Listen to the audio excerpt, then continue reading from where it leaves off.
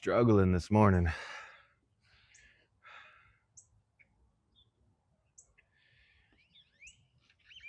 You know, some days you come out here and smash every trick, learn a few new ones. Everything feels nice and smooth.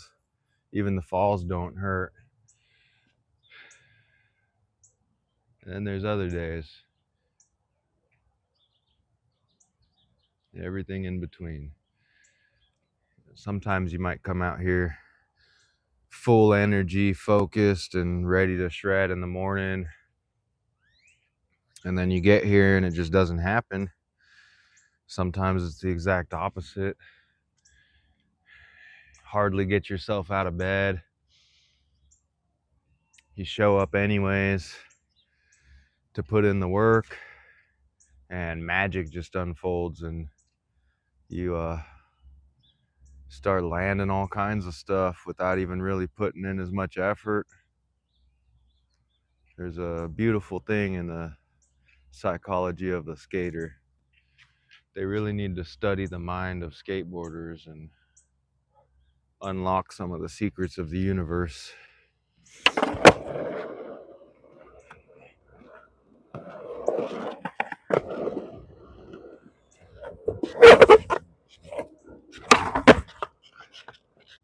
Oh, and my phone is upside down. 50-50, the tall box ledge.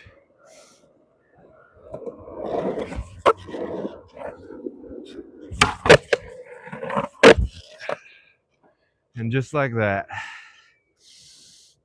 skater psychology,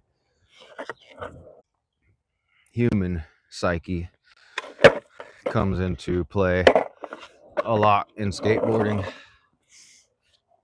along with any sport, competitive or non-competitive. You know, right now I'm the only guy skating at the skate park in the morning.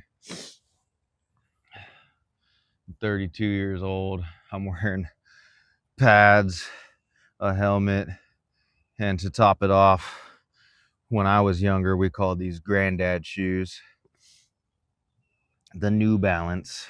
Boy, have they come a long way since I was young.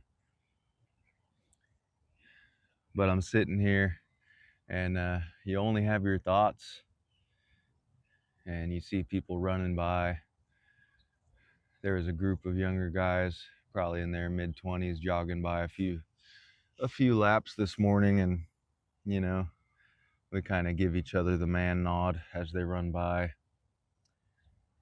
And as a human, you might have self-consciousness, doubt, all these things coming into play. I see them running by, and I might think to myself, you know,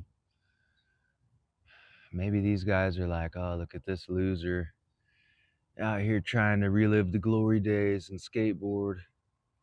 He should come out here and run. I bet he can't run. Oh, I can run. Fun fact, I ran a 10K several years ago, 2019 in May, down in South Texas in Harlingen. And I took first place in the 10K, 51 minutes. And I was very proud of myself. I didn't anticipate to even place in that race, and I got first place.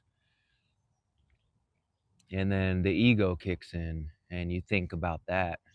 Like, oh, these dudes are probably thinking, oh, who's this lame old guy trying to skateboard? He can't run. And then you think, oh, I can run, man. I killed that 10K. I can come out there and whoop y'all young fellers and make you look bad, eat my dust, you know, that kind of thing. The ego kicks in, and really none of it's necessary. You could just acknowledge their presence, give them the manly nod that us men tend to do for whatever reason, and they go on their way and you go on your way, and there's no foul, no harm, and you don't have to have any negative thoughts about them. They don't have to have any negative thoughts about you.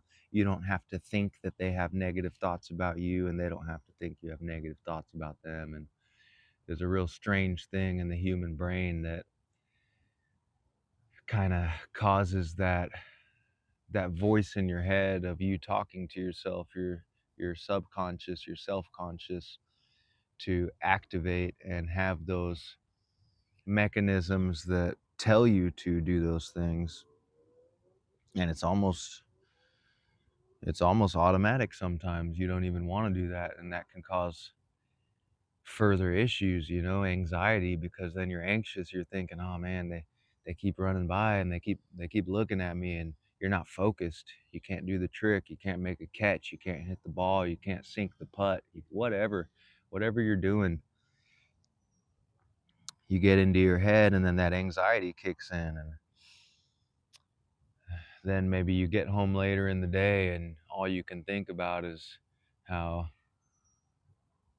this simple interaction of human being to human being, where you didn't even come in contact, they just passed by, and they may have looked your direction, maybe they didn't even look your direction, and you just think in your head that, oh, these guys looked in my direction, and this is what they're thinking. And it's a never ending black hole.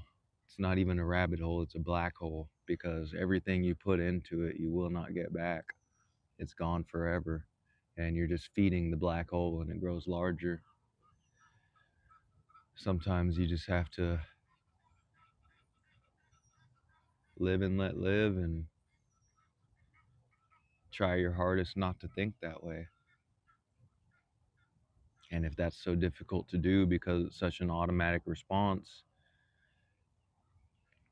and it's causing anxiety or depression or whatever in your life, because this overwhelming sensation of human interaction causes you stress and causes you to have an ego, and second guess yourself, and all of these many things that come from human communications and interactions. Maybe you need to purposefully do the exact opposite and force yourself to think something else. This person walking by, I hope they're having a good day. I hope they're crushing whatever goal they're trying to do.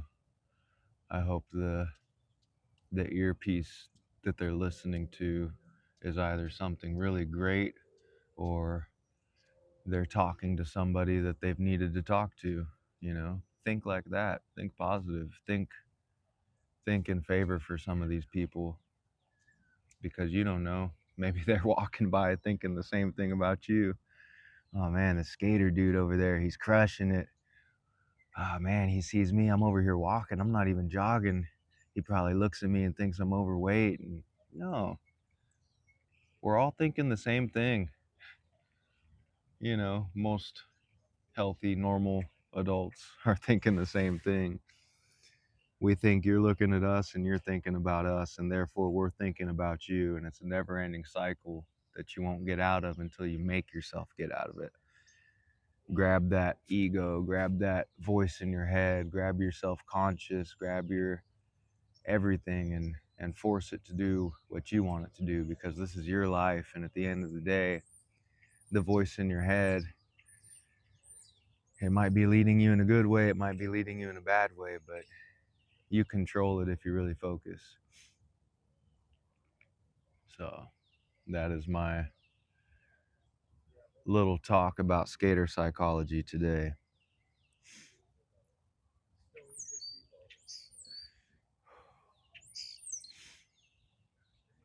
Drink some more coffee. This guy's fishing. Hope he catches a big one.